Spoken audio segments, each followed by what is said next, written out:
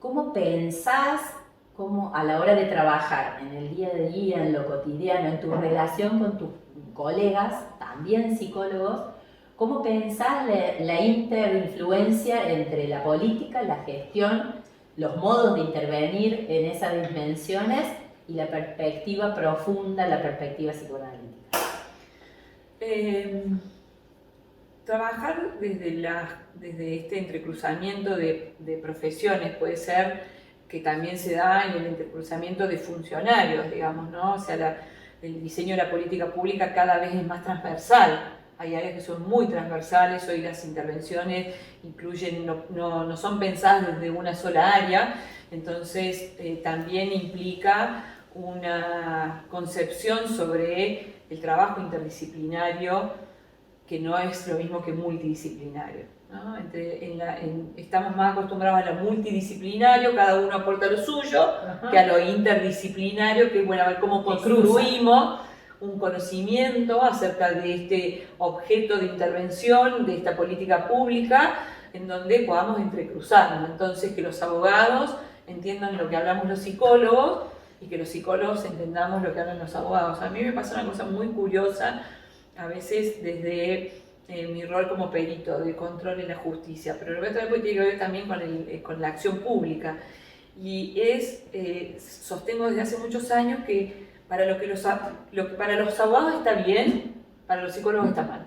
Entonces ellos quieren que las personas digan una cosa frente al juez y nosotras en la pericia pretendemos que digan otra porque no es lo mismo, o sea, hay una lectura tan distinta de que lo que es bueno acá es malo acá, ¿sí? Y esa comprensión de por qué sería bueno una cosa que en otro lugar es malo, es como difícil de hacerlo comprender, ¿no? En la política pasa lo mismo.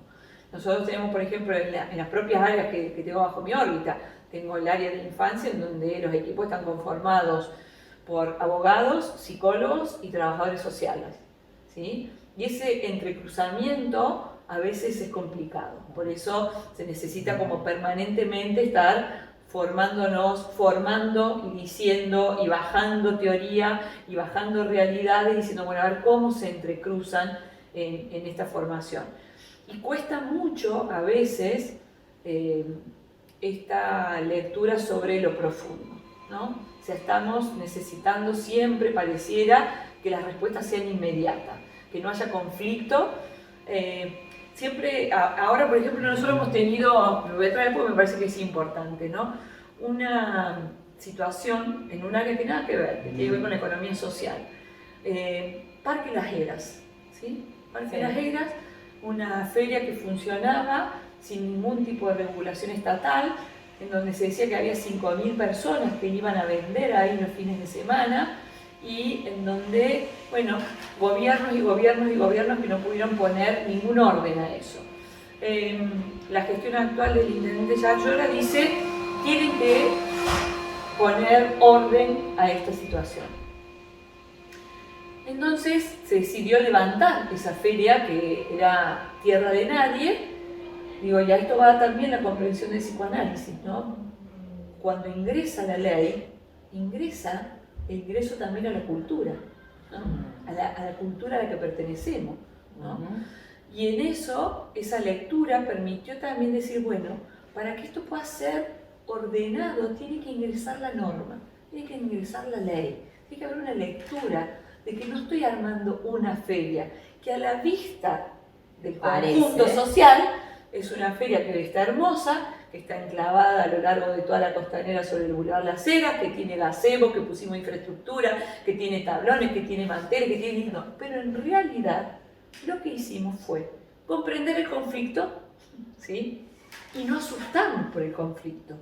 Tuvimos durante muchos meses mucho conflicto con las personas que integraban esa feria hoy llamado Paseo Las Heras. Eso a veces asusta, no, que no se arme lío, y a veces es necesario que se arme lío para poder desde ahí construir una cosa distinta. Bueno, esto a veces es difícil de comprender. Yo siempre digo, no, en realidad lo voy a decir, no, digo, en honor a la verdad, no lo dije yo, me lo dice un funcionario que no tiene formación psicoanalítica, pero que tiene mucha formación con la economía social. Me dice, nosotros tenemos que entender que nosotros acá estamos administrando un conflicto, no estamos armando una feria, ¿sí? Y desde esa comprensión fue posible construir un paseo que hoy tiene 750 feriantes, que conocemos a qué venden, qué hacen, qué desarrollan. No son 5.000, son 750. ¿Por qué? Porque entró la norma. Y la norma ordenó la realidad, ¿sí? Le dio un formato. La estructura. Entonces acá no se venden cosas robadas. Esa es una norma, ¿sí? Y eso permitió el ingreso de todo este mundo que estaba en la clandestinidad a la cultura. ¿Qué cultura? A la cultura de la economía social, a la cultura del paseo, a la cultura de una ciudad ordenada, linda. Bueno, desde eso, que parece hacia afuera muy superficial, sí nos permite el abordaje de decir, bueno, a ver, cómo se administra el conflicto y qué implica administrar el conflicto. Administrar el conflicto no es tapar el conflicto, es saber que el conflicto existe, problematizarlo y a partir de eso poder dar una respuesta adecuada. Y pensar el conflicto en su profundidad. Absolutamente. O sea, no es tapar, no es poner parche, porque si hubiésemos tenido que poner parche, teníamos que haber tenido una feria para 5.000 personas, que era lo que nos decían que existía. En realidad lo que dejamos fue, existe el conflicto, lo ponemos sobre la mesa y cómo lo abordamos en profundidad. Abordarlo en profundidad es esto: señora, señor, si usted trae elementos robados acá no va a poder estar. Despelote, ruido, manifestaciones, hay que tolerar eso. Hay que tolerar para decir, bueno, lo tolero, pero pongo la norma e intervengo en profundidad. Intervenir en profundidad es decir, bueno, a ver, usted que produce cosas con sus manos, ¿sí? ¿Cómo podemos hacer para que usted venda más? ¿Sí? Eso es abordar en profundidad. Es decir, bueno, a ver, ¿por qué produce esto y no produce esto otro? Que a lo mejor le redituaría más.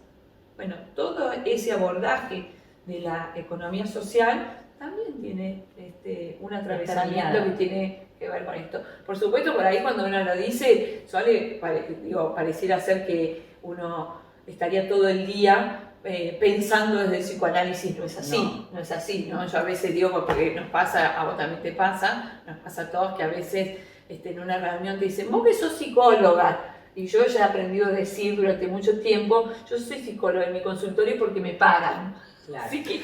Entonces no es que uno está todo el día, ¿no? Esta fantasía también que existe de que los psicólogos y mucho más los psicoanalistas estamos todo el tiempo observando y mirando, analizando y en cualquier momento desenrajamos alguna interpretación al otro. En realidad no es así.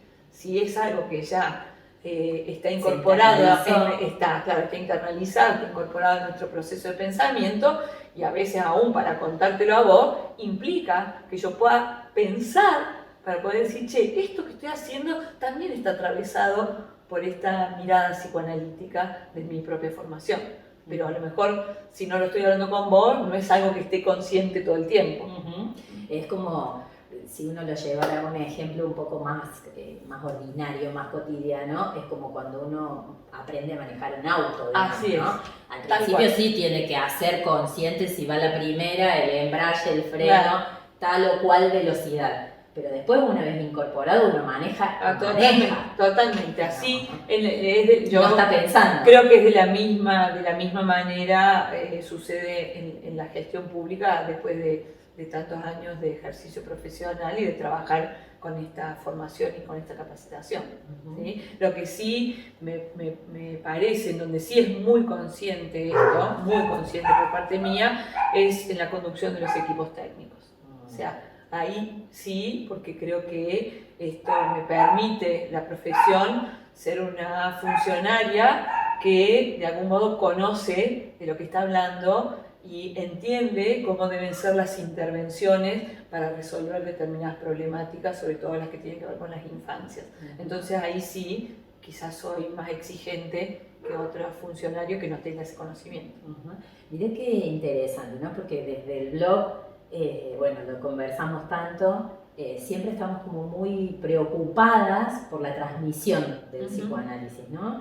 De un psicoanálisis plural, de un psicoanálisis contemporáneo, que toma las raíces y las resignifica a la luz de las problemáticas actuales. Y vos decís los equipos técnicos, y se escucha como si los equipos técnicos fueron los que manejan la técnica. Y vos todo el tiempo estás hablando de un modo de pensar, ¿no? Entonces, ¿cómo se conflictúa eso entre lo que vos propones y los equipos técnicos con los que trabajas, que salen de la formación que tenemos en Córdoba, ¿sí? ¿no? Y que incluso, mira, lo voy a tomar con esto que también conversamos en algún momento, esto del psicoanálisis adentro del consultorio o el psicoanálisis afuera. Y ese modelo, pero lo estoy pensando ahora, ya lo voy a empezar a bajar, lo estoy pensando que se reproduce en quienes conducen o quienes están en estos equipos técnicos, pero fíjate vos, hacia adentro de la gestión. O sea, cuando llega una demanda, la demanda llega hacia los equipos técnicos, o sea, como si me llegaran al consultorio. Y lo que estamos intentando ahora es que salgan al territorio a buscar. O sea, es lo mismo que decimos en el psicoanálisis. El psicoanálisis no puede estar adentro de cuatro paredes si quiere realmente cambiar algo en la comunidad, en la sociedad en la que vive. Entonces, esto se reproduce. Las formaciones a veces hacen que crean que hacemos algo cuando recibimos la demanda. Y en realidad tenemos que ir a buscar a dónde está la demanda, ¿no? Entonces, me pasó algo muy, muy particular en esto, que el sistema de protección de derechos de infancia que tiene el municipio, por ordenanza, tiene que tener un equipo técnico en cada CPC. Esto, que data del año 2010, se terminó de completar en el 2019 y todavía quedan 2 CPC en donde no están. A su vez, yo tengo un programa vinculado con los comedores y merenderos que están en la ciudad, de toda la sociedad civil, 600 comedores y merenderos. Y estamos haciendo un relevamiento. Entonces, incluí una pregunta en esto, ¿no? A los merenderos, comedores, además de preguntarle dónde están, cuántos niños asisten, yo les pregunté, ¿quién conoce el sistema de protección de derechos que tiene el municipio?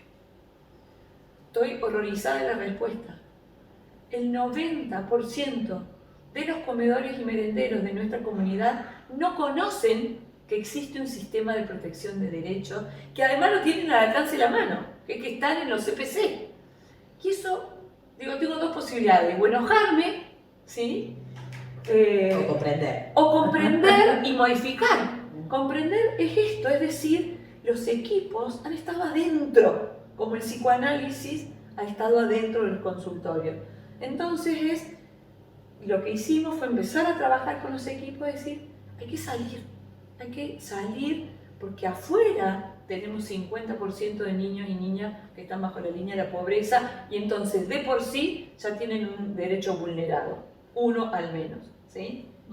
Entonces, en esa concepción, digo, uno podría decir, bueno, hago una campaña de publicidad para contarle a la gente que existen el sistema de protección de derechos, y en realidad eso no sería trabajar en profundidad. En profundidad es equipo técnico. Usted tiene en su zona 100 comedores, estos son, vaya y dígale qué es lo que hace, y trabaje ahí. No espere que venga el niño ya con el derecho vulnerado, ¿sí? No esperemos que nos llegue el caso de que el niño no fue a la escuela y la directora nos avisa que no está más yendo a la escuela, porque a veces la directora no lo puede hacer. Bueno, eso me parece que sería también transmisible desde la formación, ¿no? Cómo en el lugar en el que nos toque estar tenemos que pensar desde esta complejidad. Y ahí ya estaríamos usando nuestra famosa escucha. Totalmente. Entonces, vaya, escuche, póngale palabras, hable, observe, mire. En esto yo tengo fama de hablar mucho, lo cual es bastante cierto. Nada que no sepamos. Bien. Pero desde el psicoanálisis también les digo, cuando me dicen que hablo mucho, cuando estoy en reuniones y empiezo a hacer alguna devolución, les digo, ustedes nunca pierdan de vista una cosa. escucho mejor de lo que hablo. Y esto me parece que sí tiene un atravesamiento psicoanalítico, ¿sí? Puedo estar en muchas reuniones y es muy seguro que tengo aceitado el oído para escuchar. Y solo desde la escucha, ¿sí?, es posible después hacer una intervención que sea efectiva.